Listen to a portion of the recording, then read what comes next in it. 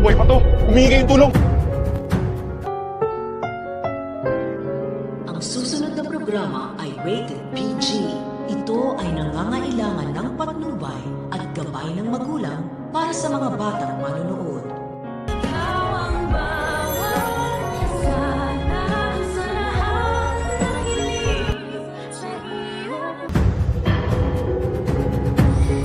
Ito na yata ang kaganapang pinakaikagugulat ng lahat dahil tila ba mesa pusa yata ang buhay nitong si Irene. Dahil kahit ilang oras nang nakabalot ng karpet ang katawan nitong si Irene at kasama nito ang mga basura sa ilog ay mukhang magkakaroon pa ng hininga ang babaita. Ikapagtataka kasi ng mga lalaking nakatambay sa gilid ng ilog kung bakit kailangan pang sa ilog talaga itapon ng isang karpet na hinihinala nilang may laman sa loob. Kaya naman may isipan ng isang lalaki na iangat ang isang side ng karpet at dito na nga bubulaga sa kanila ang bangkay ng isang babae. Natadtad ng pasa ang mukha at tila baga parang wala ng pag-asang mabuhay pa. Siyempre nga, bangkay na nga diba? Kaya sino ba naman mag-e-expect na mabubuhay pa ang babaeng ito? Pero maya-maya pa ay kagugulat ng isang lalaki nang mapansin niyang gumalaw ang kamay ng babaeng ito. Kaya naman dito na nila mapagpapasyahang humingi ng tulong sa mga kinauukulan at nang malapatan agad ng first aid ang babaeng kanilang nakita. Kaya naman mukhang mahihirapan na talaga itong si Carlos na malusutan ang kanyang ginawa kay Irene. Pwera na lamang siguro kung magkaroon din ito ng amnesia at baka nga magaya pa ito kay Robert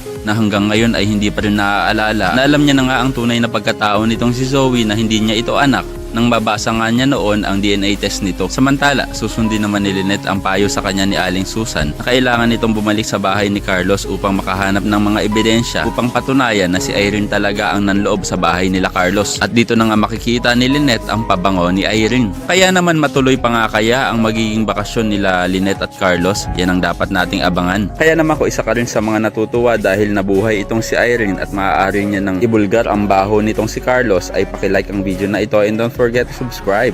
Thanks for watching and see you next time. Bye bye.